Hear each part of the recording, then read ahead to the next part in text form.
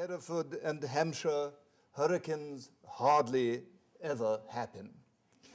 No New Yorker of a certain age can forget how Lerner and Lowe's My Fair Lady, which ran on Broadway for over 6 years beginning in 1956, drove home the point about a person's verbal pronunciation and position in stratified society.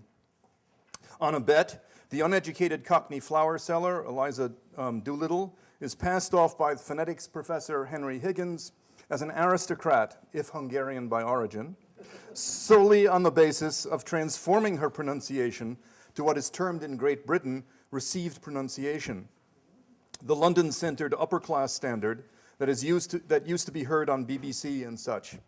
Of course, for New Yorkers, this had and still has a particular poignant interest because no matter the musical's plot had been transposed following George Bernard Shaw's Pygmalion to the context of Edwardian England, the cultural sense in America, including New York, is that speaking identifiably local New York dialect, New Yorkais, we might more fashionably call it, is indeed like speaking Cockney in Britain.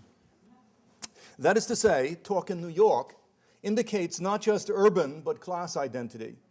The long-running Broadway musical, followed by a 1964 film version, could only have increased a kind of subliminal anxiety in its New York audience, which compounded already long-standing insecurities that the sociolinguist William Above had already revealed, especially in The Upwardly Mobile.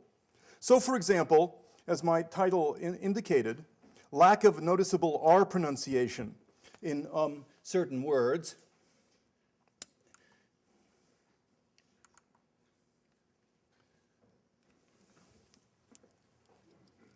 lack of a noticeable R pronunciation in words that are spelled with an R is one of the most salient characteristics of New York dialect, as also of Boston and a few other coastal places.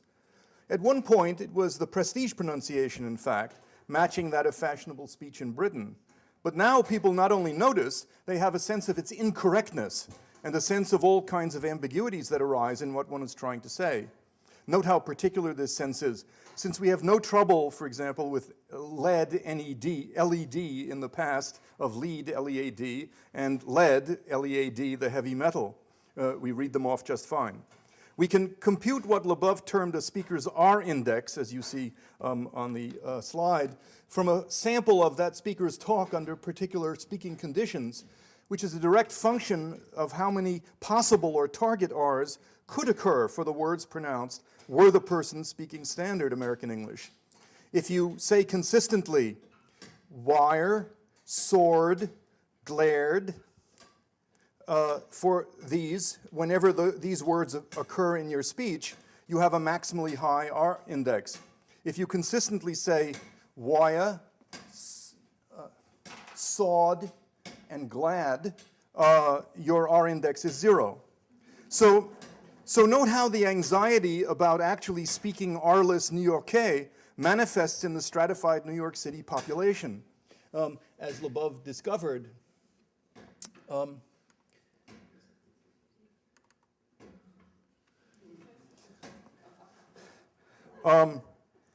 these actual data curves from Labov's early 1960s research are separated as R indexes for the different socioeconomic class fractions of his subject population on Manhattan's Lower East Side.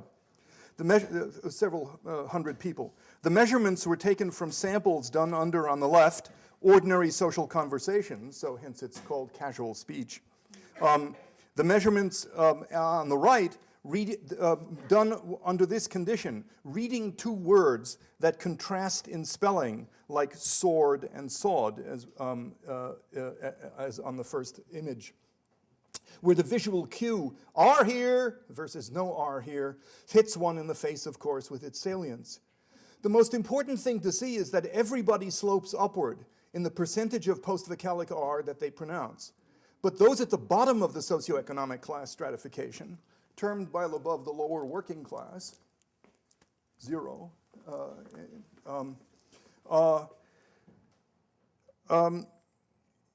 And those at the top, the upper middle class, number 9, or 6 to 8, number 9, sorry. The upper middle class, in this instance, have the flattest slopes, while those just below the top, what Labov identifies as the lower middle class in his sample, not only have the steepest slope of change, but once confronted with the task of reading aloud, speech condition C, just reading, just being given a piece of paper to read off, shoot past the upper middle class speakers in their care in using a kind of reading or spelling pronunciation, putting in as many R's as they possibly can. In fact, putting in lots of R's where they aren't even in the spelling. That's what's interesting, a phenomenon we call in linguistics hypercorrection. That's how anxious people are. The result is the same for a great number of features in New York City pronunciation that work essentially in the same way. So the schematic looks something like this. Adobe is always the slowest application for some reason. Oh, there we go. You can see this, the general schematic, soon to appear in a screen before you. Shows here again, in particular, the upwardly mobile upper working class or lower middle class, those who are relatively in the middle, who reveal the greatest anxieties about the use of the standard register, both in themselves and in others. Labov termed them the linguistically insecure. I think that's a nasty phrase, but that's what he called them. In fact, who feel that they are living with an articulatory deficiency, a verbal scar, and, or a self-stigmatizing behavioral quirk they at least secretly wish they could change. Speaking the standard register is thought of as speaking the language rather than a dialect, and is, at least in people's folk model of their language community, thought of as indicating nothing of one's demographic profile. It is the neutral top and center of a kind of conical model of the variation in language, a register of usage associated with speaking in what people sometimes call the voice from nowhere. So such people are most fiercely in the grip of a standard anxiety, become, of course, the perfect market for those selling verbal cosmetic goods and services. Right? Verbal cosmetic surgery, as it were, proffered for a fee. Right? Now, the sociolinguistic landscape of American English is rather peculiar, in fact, in this respect. It is otherwise, no matter where you look around the world, universally the case that in the nation state, think of France or even Great Britain and England, what is considered to be the standard of linguistic usage is always based on the language of the middle and upper middle class of the financial and cultural capital city. In France, Paris, of course. In Great Britain, London, of course. In America, the otherwise expectable dominance of New York City local dialect to form the basis of our national standard, what some have called General American, is completely unheard of. The kind of pronunciation cultivated, of course, on broadcast media and similar places. So anxious folks in and around New York City who speak the local dialect are all potential Eliza and Elias Doolittles, waiting for their Henry Higgins to transform them and thereby to enhance their ability to self-express to success, as we might say. So I thought it was, in the phrase déjà vu all over again, when I encountered a New York Times article published last November the 19th. Here the reporter, one Sam Roberts, sympathetically described the almost Sisyphean task of native speakers of New York K to achieve that point at the stratificational top and center of their language community's sociolinguistic imaginary, the dialectless so-called voice from nowhere that they imagine the standard to be. Each of the article's case studies reveals an upwardly mobile, ethnically identifiable someone, a lawyer, an actor, who has become a paying client of a speech therapist so as metaphorically to be cured of an oral dysfunction, talk in New York. The image is by no means new, as it turns out, of course. William E. Geist, then a Times reporter, wrote a wonderful article that tracks virtually the same story in 1984.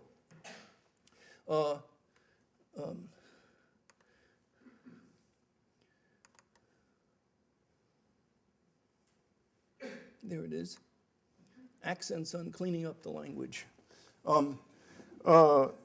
27 years ago, an article that forms, in fact, part of my multi-year collection, which I was doing in the 1980s, about the ideology of standardization in American English during those Reagan go-go years of dressing and addressing for success. My paper on the topic, Monoglot Standard in America, in fact, written in 1987, has even been reprinted a couple of times. Mr. Geist indeed describes a zeitgeist of those years, of a political economy of what I term greed revival. New York City becoming more upscale, as they say in his interviewees in the article. I used Mr. Geist's article as well in a paper on what I termed linguistic NIMBYism. You know what NIMBY is, not in my backyard. Linguistic NIMBYism, about people who distance themselves from the ethno-linguistic reference group in which they are marginal rather than central members by virtue of wishing to escape from a speech-based identifiability. They want the group's ways of speaking to continue, to be sure, but not in their backyard. That is, not associated with them. Indeed, these people who become the clients of speech therapists with a view to class ascendancy and de-ethnicization are swept up into the conical structure of the sociolinguistic stratification, down and around the standard, struggling to climb higher and towards the apical apex.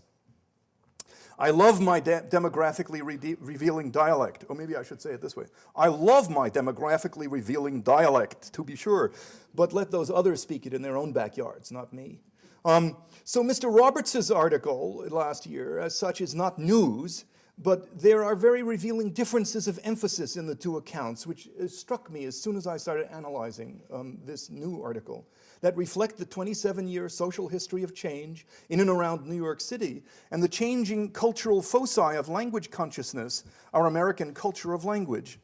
Mr. Geist's 1984 article is Midtown, East Side, Manhattan-centric. Conjure up your map of New York City, please. I didn't want to put one up here. It's what seems an act of infra-erogation. So it's East Side Manhattan-centric in relationship to the boroughs and the non-upper-class suburbs. Those he terms, quote, the afflicted, from Brooklyn, of course, he says, Queens, the Bronx, Staten Island, Long Island, and northern New Jersey, quote, coming in droves, unquote, for corrective therapy. Note how the geography of the region on the horizontal plane figurates the inward as well as upward trajectory through a socioeconomically stratified sociolinguistic space down and around the standard register in the expected way. Saturday Night Fever, if you recall that film, a famous 1977 film with John Travolta as the male lead, had his Italian ethnic working class character too travel from Brooklyn to acquire his patina of choreographed grace and sexy pizzazz. At the same time, in Ronald Reagan's America, displaying such marked or unbleached ethnicity of immigrant origin was still almost uniformly the inverse of socioeconomic class status. The large numbers of visible cosmopolitan socioeconomic elites that transnational business enterprises have now brought to American cities had not, in 1984, yet transformed the corresponding ethno-national communities in America, some of long-standing as non-elite ethnic enclaves. Think of the fact that in any Chinatown, the language used to be Cantonese. It's now Mandarin. Right? As to say, it's now the global language, yes, right? Et cetera, et cetera. One could go on for every ethnic community, actually.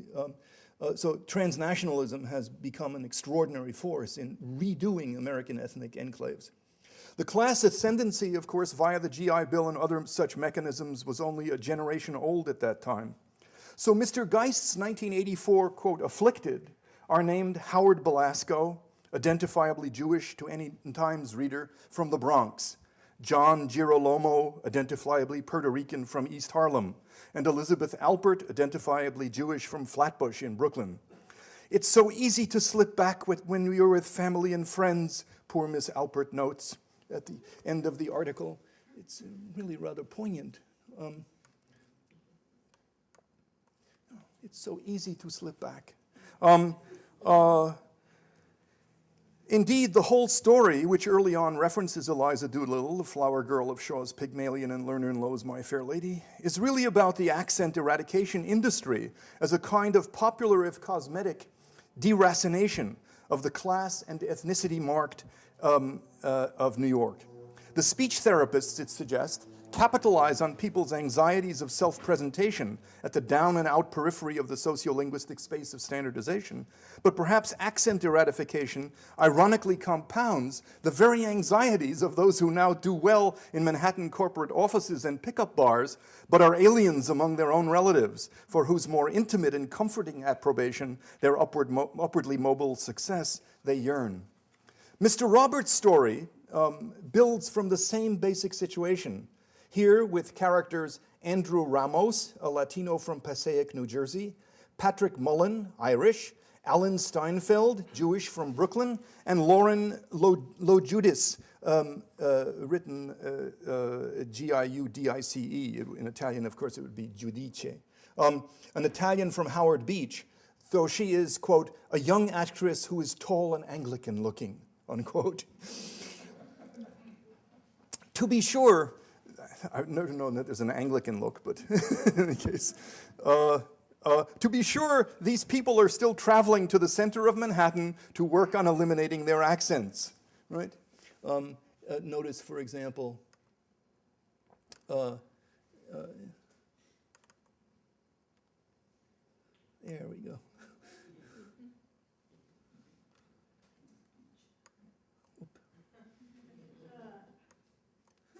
Why isn't this centering properly? Sorry. It could be the interference of the projector is doing this. No, that's not working. There's the therapist. You see him with the cross-section of the human articulatory apparatus and all of the trophies in the back of actors and actresses with their playbills whom he has helped. Okay. As a reader, one is almost tickled to note that the dean of speech therapists, there he is, who founded his accent eradication practice in the very year Mr. Geist wrote his article, 1984, is named Sam Schwa. Any of you who know anything about linguistics or language knows that the term schwa, as in the restaurant that charges an arm and a leg here in town, written with an upside-down E, is pronounced this way. But his name is Sam Schwa, though poor Mr. Schwa died earlier this year on the 3rd of March. A New York Times obituary on the 8th quotes his very savvy sociolinguistic credo for, quote, your accent is charming as long as you're part of the power structure that has the accent of the ruling class, unquote. Mr. Roberts repeats the same ideologically pregnant speculations as did Mr. Geist, to the effect, in Geist's words, that the New York City accent results from, quote, the mixture of immigrant dialects, unquote, note not languages, that, quote, gave the philological flavor of this polyglot city, unquote. Mr. Roberts enumerates, the New York accent is a distinctive amalgam of Irish, German, Yiddish, and Italian, now infused with Black and Hispanic dialects and a Caribbean lilt, unquote. All this is, of course, completely incorrect. But as sociocultural data, it is very important to take note of. These writers emphasize the non-mentionability of socioeconomic or social class as such, deflecting attention, as it were, onto ethnicity and the geography of the boroughs. Manhattan, the, if you pardon, World Trade Center, itself the first and centralized one among them. Inward and upward with de-ethnicization then, thinking of the conical model of sociolinguistic stratification. The other themes are here in Mr. Roberts' article as well. Miss Lojudis, the Anglican-looking actress who had just landed a role in a film, voices the same anxiety of deracination as Miss Alpert did in 1984. Quote, I felt if I lost my accent, I'd lose part of who I was. Almost no one thinks I'm from Queens anymore, unquote. But the sociolinguistic space in which such work on pronunciation goes on in 2010 is not merely a locally upscaling and de-ethnicizing class structure. It is in fact a globalization that is itself the driving force. The accent was rarely an asset, Mr. Roberts reports, citing such scholars as E.H. Babbitt in 1896, as well as William Labov in 1966. But he emphasizes, quote, it has become more of a handicap in an era of globalization, when people and jobs are more mobile and more generic identity can be seen as an advantage, unquote. So here we have the key rationale for why Messrs. Ramos, Mullen, Steinfeld, and Miss Lojudis are engaged in the pursuit of, quote, general American. It is the dichotomy of global versus local, expansive versus restricted, in the anxious cultural consciousness of the bourgeoisie, attuned to geopolitical mobility. These are professionally oriented segments of a class-stratified population working in particular sectors of endeavor where corporatized and in particular trans-regionally and even transnationally corporatized value reigns. Mr. Ramos, a television reporter at WPIX-TV, felt himself being mocked for clinging to his northern New Jersey accent as a, quote, endearing characteristic integral to his identity, but if you ever want to work outside New York, it may put you in a box. Mr. Steinfeld, also a broadcaster, quote, hosts a New Age program on local access cable television channels in New York that is also streamed over the internet, and he fears his accent prevents him from appealing to a wider audience, unquote.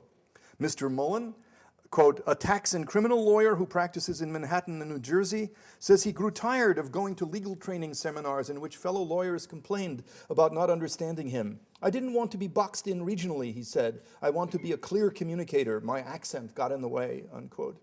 Even Miss Lojudis was awakened to her fiercely indexed localness when she attended Wesleyan University, an almost Ivy in Middletown, Connecticut. Quote, I grew up with people who could be cast with the cast of Jersey Shore, she realized, feeling that her speech pigeonholed her, though now she will be seen in a film as a, quote, international model, unquote. Boxed in regionally, losing wider audiences, put in a box, being pigeonholed rather than international in image.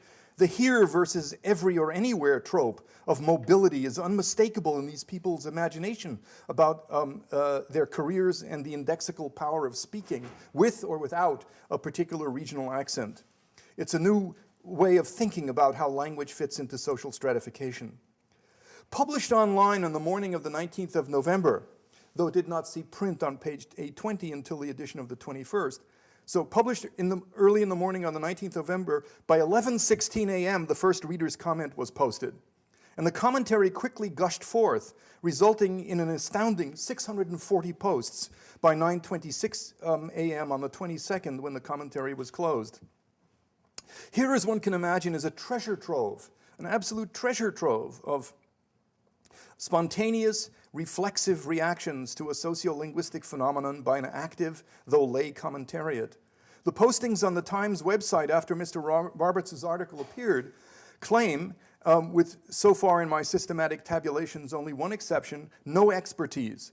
The postings are in vernacular style, highly personal voice, filled with first-person stories of experiences with New York City or equivalently devalued dialect, either as speaker or hearer, and dealing not so much with the reportorial voice of the article and its factual correctness, as old letters of the New York Times used to do all the time, as with the doings and attitudes of the very characters in the article, Miss Lojudis, Mr. Ramos, and so forth, and Mr. Schwa and the other speech therapists, in relation to the writer's own experience of accent. With few exceptions, the writers of these posts have pointed opinions about the specific phenomenon reported, about New York City and environs as a sphere of the social life of language, and about the larger field of linguistic variation in American and wider English usage. Here are the kinds of comments we find.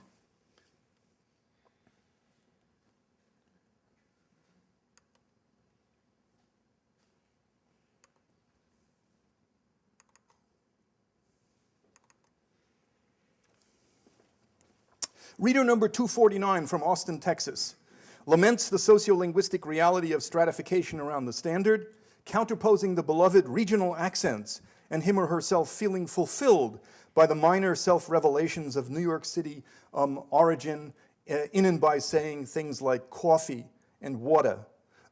Their loss is a loss to our national culture, as you can see, right?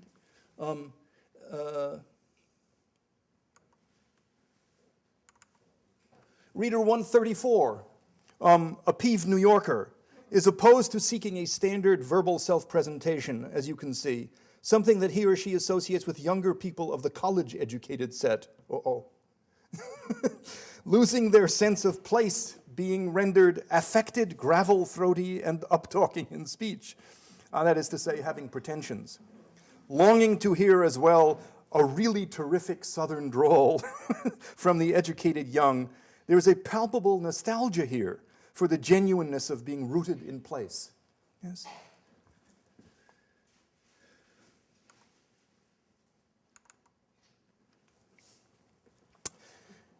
North Carolina reader number 42 realizes the practicalities involved in accent therapy for, quote, things do affect your future and your career, unquote, if one sounds stupid by talking one's local dialect. And therefore, quote, as a Southerner, I feel the people's pain. Remember Bill Clinton? But as number 42, he was 42nd president, by the way, but as number 42 notes, the practical solution to deracination is to become what we call biregistral, controlling a more or less standard register on the one hand, that is a less and more decidedly regional way of talking, to move between the two universes in which a professional has to move. Right? So there's a certain practicality here in this very sympathetic Southerner. Here's a Washington, D.C. cheerleader in Reader 149. Treasure who you are, New York. Mr. Tom Renda, once a New Yorker, shouts. He is comforted just by hearing someone speak in local accent. And note the emphasis on that accent indicating who you are. That is something essential about what we might term New Yorkness, insofar as we project a quality of being. Right? And finally, and most interestingly in its own way, even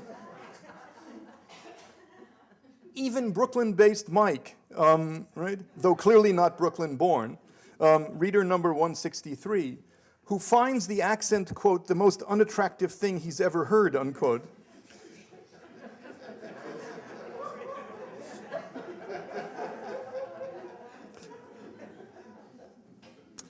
Reveals, however, in his tirade that he's thinking geographically.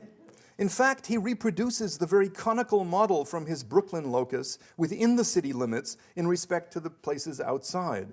He asserts that the, quote, brash, coarse, unquote, accent of those immediately to the east beyond the city limits, right, in Nassau County, in the socioeconomically upwardly aspiring lower middle class and densely ethnic suburbs in Long Island, is 100 times worse, can you imagine?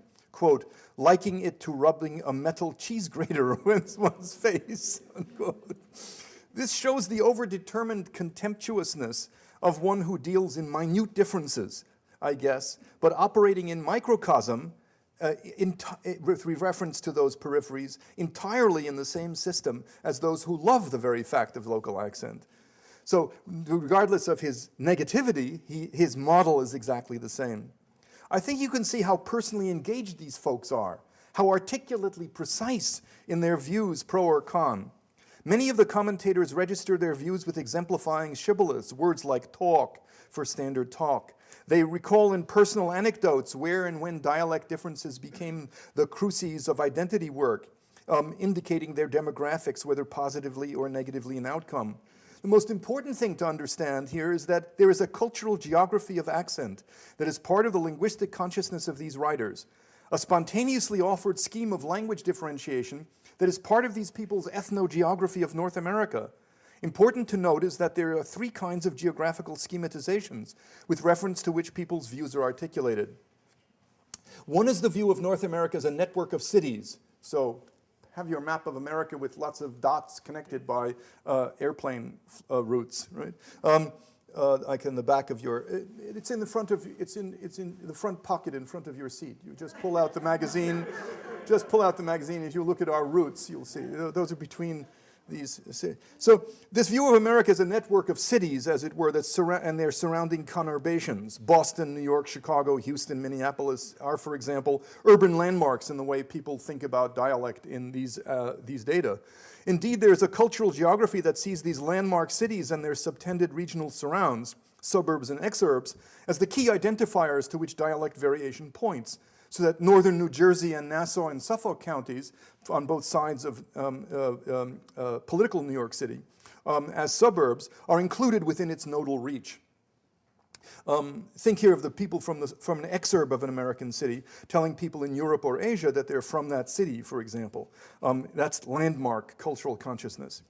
Of course, the changing political economy of commerce and residence in American cities, particularly the largest and most globally connected, is relevant here.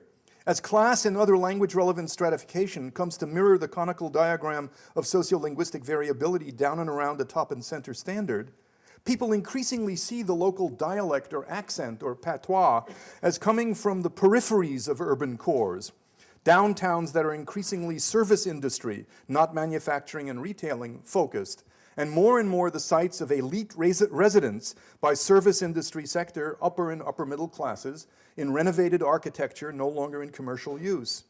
Just think of Chicago, actually. European cities, of course, have long had this model under post-World War II rebuilding. Their lumpen proletariat and ethnically marked immigrant populations out as well as down in the banlieue of Paris, Berlin, London, and so forth.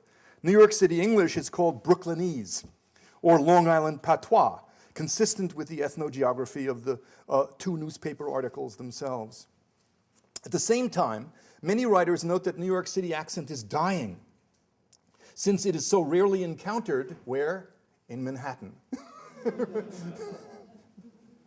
But requires one to travel to such outlier places as Howard Beach, at the extreme periphery of Brooklyn, from which Miss Lo Judas, if you will recall, hails. The point caught here is that in the class stratification of standardization in such socioeconomically renovating conurbations, urban cores are more and more populated by, in fact, standard-speaking and even foreign cosmopolitan elites of tremendous job and residential mobility, who move from city to city in the course of their labor life cycle and find congenial others in just the same condition wherever they go.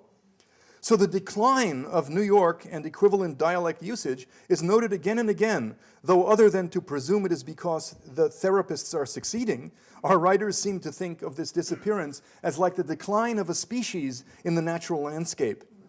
Hence, one has to travel to the outer reaches still to find it, where somehow its habitat has not been destroyed. A kind of ethno-theory of relic areas not yet penetrated by modernity's standardization, perhaps. Some of these dialect features have become lovingly invested emblems of local urban identity, stereotypes that have entered into the brisk commerce of reflexive museologization of culture, labels for, of course, the appellation, as it were. In our posted material, for example, we find the dominant spelling of New York as Y-A-W-K, which I copied in the title of my talk, and even sometimes N-O-O-Y-W-A-W-K to capture that flavor that this is a stereotype, and especially a rendering of forget about it as such, as a reflexive emblem of the landmark locale. A second scheme among our comment writers is regional. That is, people imagine a continuous landmass with a more or less agreed upon perimeter, such as New England or the South, meaning, of course, the southeastern United States. In these materials, the South is the most salient such regionalization, though some writers signing on from Texas differentiate East Texas from the more general, perhaps Yankee concept of Southern speech.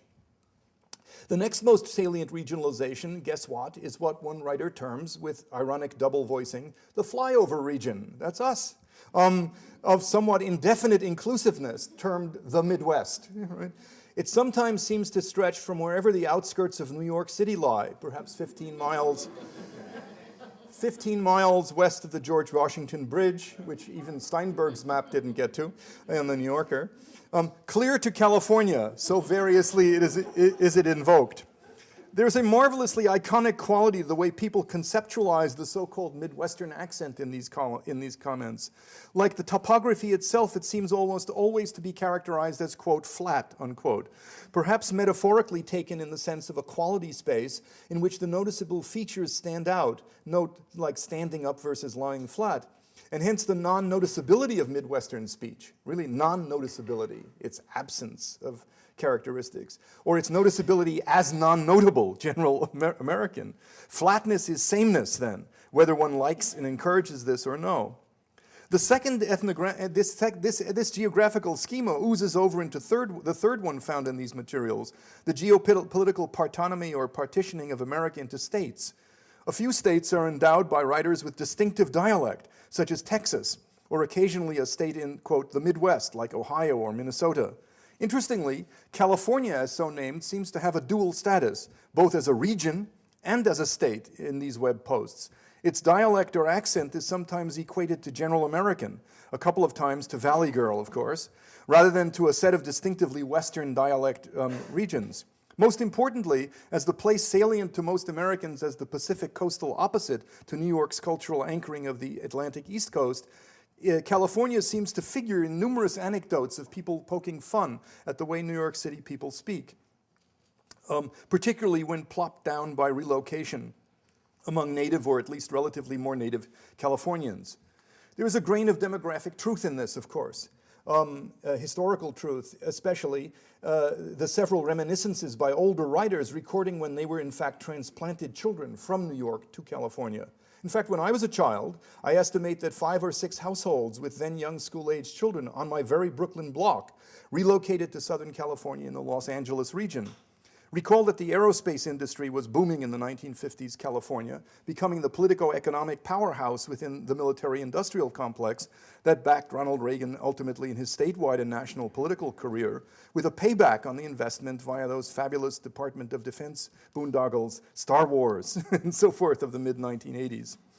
In studying these materials, which are so rich in as data that I have hardly yet exhausted them, I tabulated, in fact, the partition of the themes in a systematic serial sample of 200 posts, so 31%, examining numbers 1 to 50, 151 to 200, 301 to 350, 451 to 500, with gaps of hundreds between each of the samples. I extracted from each what we might term the principal theme for each post. And as further posts in the corpus seemed to repeat the same theme, I entered these instances in numerical order within the emerging category, along with notable phrasings of the theme, if any, in the writer's own words. Complex posts, of course, sometimes do hit more than one theme, and when I retabulate the whole corpus, which I'm engaged in, I'll use the themes already discovered in this 1/3 sample to score posts multiple times.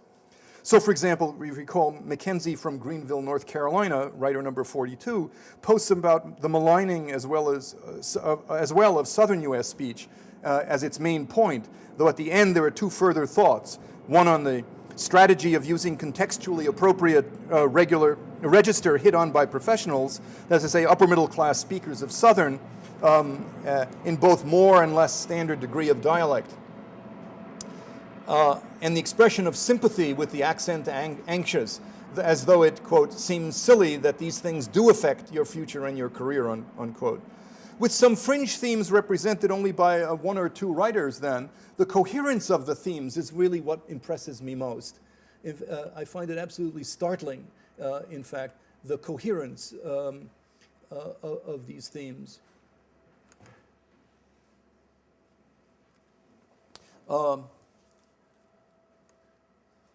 So this is out of 197. There were 3 that were not usable for these purposes of the 200. Okay.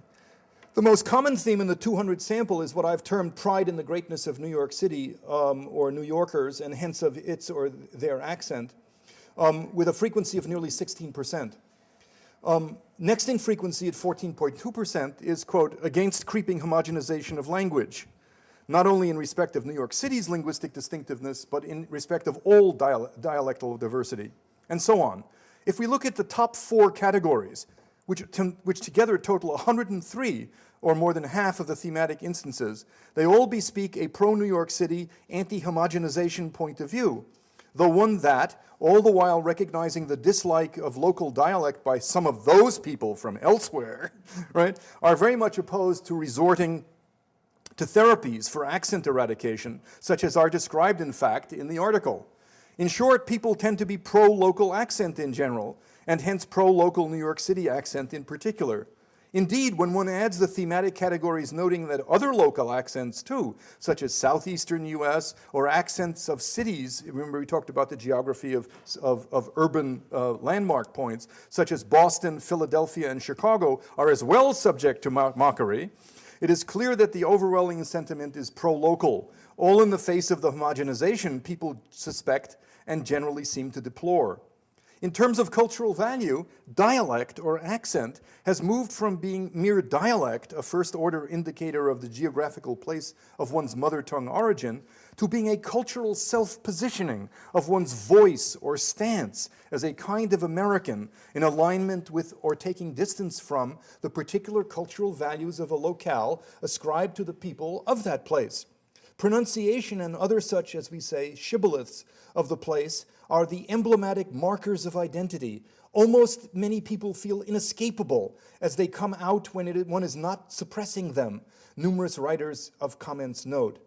Like provenance of the prestige foodstuffs as seen on restaurant menus appealing to a certain segment of society, like appellation d'origine contrôlée of one's wine, identifiable geographically connected accent too has become a positive emblem of a sense of placedness and therefore of one's place in society. The writers in the Times seem to exemplify this emerging cultural value. In this connection, it's interesting to consider another cross-cutting 20% sample of web posts that I performed on every fifth item, thus 5, 10, 15, 20, and so forth, totaling 128, as shown in the next figure.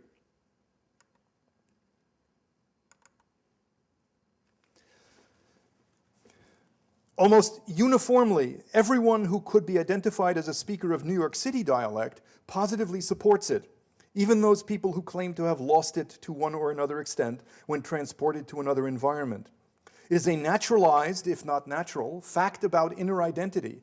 Compare here your Israeli couscous, your Wisconsin farmed-raised organic veal, your Florida grapefruits, your genuine Florida grapefruits, right? Your genuine Idaho potatoes, and so on and so forth. A fact about one's identity, in fact, that people seem to cherish and hold on to as much by violation as by performance. The tabulation is interesting in that a very small number, 4 or 3% in each category, of non-dialect speakers who are resident in New York City either are positively inclined or negatively inclined towards it, while twice that number, 8 or 6% of former New York residents, most of whom claim to have somewhat mitigated their accents, reasonably enough express a negative attitude towards their former mode of speech.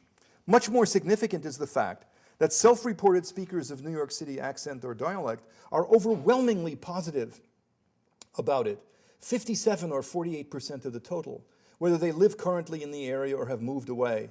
And that even non-speakers not in the area are equally split on the positive and negative attitudes at 22 each, or 18% of the respondents. Thus, overall, 70% of the respondents tabulated are positive, no matter whether speakers or non-speakers, residents or former residents or non-residents, while only 30% are negative. In fact, you don't need a two-tailed t-test for this to see it's significant in a one-third sample. In fact, the overwhelming positive attitude is not merely or specifically focused on New York City as such. It is a combination of the kind of city-focal chauvinism that many writers point out, as discussed above, with the notion that locale indexing language is essential to the cultural diversity of society, standardizing tendencies notwithstanding and contraindication thereto. It is, in short, the celebration of region as a supposed second-order fact about language, one that easily becomes part of a repertoire of modes of linguistic self-presentation one can ultimately turn on and off as a function of context. Another recurrent theme, as we saw in number 42, in many of the posted comments. Finally, what I found fascinating is that of the 200 thematically classified posts that we saw in the earlier slide, only 12 of them, 6% actually, direct references to at least one other comment.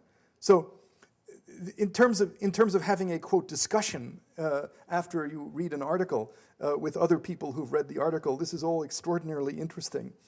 12 of 200 actually make reference to any comment at all that anyone else made. One would think that commentary is supposed to mirror discussion, but this is more like, of course, individuals, each of them emoting in relation to the article itself. There's only one comment which sparked a unique 4 responses, all of them angry. Here it is.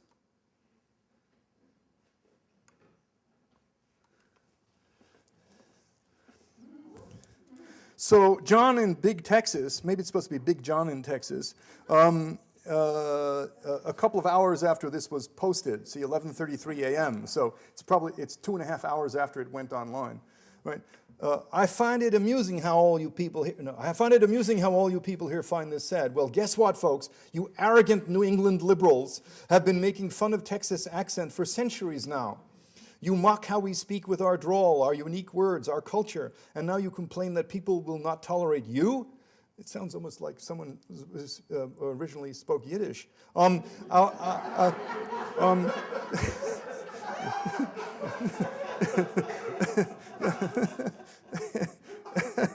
jetzt du findest das ist nicht gut. Okay, now you can believe that people will not tolerate you. Or our Texan accent is associated with stupidity and ignorance. Heck, many of you call our accent broken English. Well, guess what? Y'all be getting a taste of your own medicine. Both New York City people, this elicited 4 angry responses, and that was the most of anything that you would call an interaction online. Both New York City people, remember the New Yorker map of the world by Saul Steinberg? And New Englanders, of course, rose up, right? Neither one wishing to be identified as the other, right? As only New England liberals, as he called them, can do, to protest John's, quote, stupidity and ignorance, unquote, presumably confirming what they thought in the first place, of course, and what he ascribes to their beliefs, right? Right? I figure poor guy couldn't win with arrogant folk. Thanks. That's it.